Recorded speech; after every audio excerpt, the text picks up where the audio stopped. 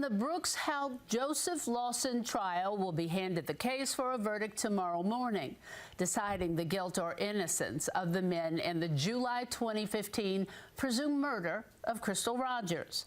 Wave News reporter Alina Noakes details closing arguments live from Bowling Green. Alina?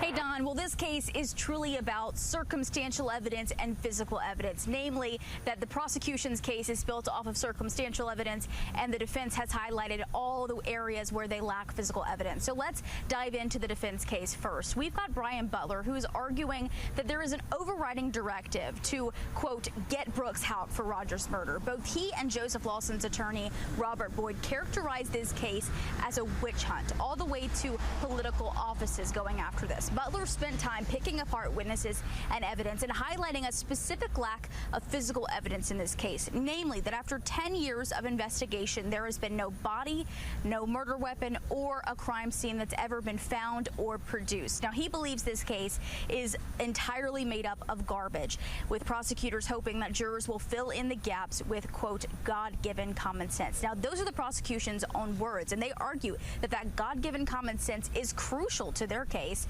They pushed jurors to fill in gaps in Brooks Houck's inconsistent timeline, where he said he was with people and at places that they have proven so far that he was not. Where defense attorneys say if you look at things in a sinister way, you come to a sinister conclusion. Prosecutors say that sometimes things that appear sinister actually are sinister. Behavior like recording grand jury statements, dodging family phone calls after Crystal Rogers went missing, seemingly not urgently looking for his girlfriend. All of these things prosecutors say simply are not right when it comes to Brooks Houck's and Joseph Lawson's behavior. And where witness credibility is in question, we've heard that a lot in this case, prosecutors say that sometimes you have to push people who you know more than they are saying. Of course, he's talking in that situation about Charlie Girdley and Heather Snellen, both of whom's testimony is really critical to this prosecution's case of things they heard Brooks Houck allegedly say to Steve and Joseph Lawson, and that Steve Lawson and Joseph Lawson said to one another. So these are things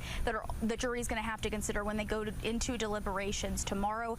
They're expected to do that pretty much first thing in the morning after we have come down to the 12 jurors who will ultimately take this case and decide a verdict. Again, both the prosecution and the defense has wrapped up their closing arguments in this case, and it's taken the entire day to do so. So now the jury is going to have a chance to go sleep on that and then come back tomorrow as they begin their deliberations, Dawn.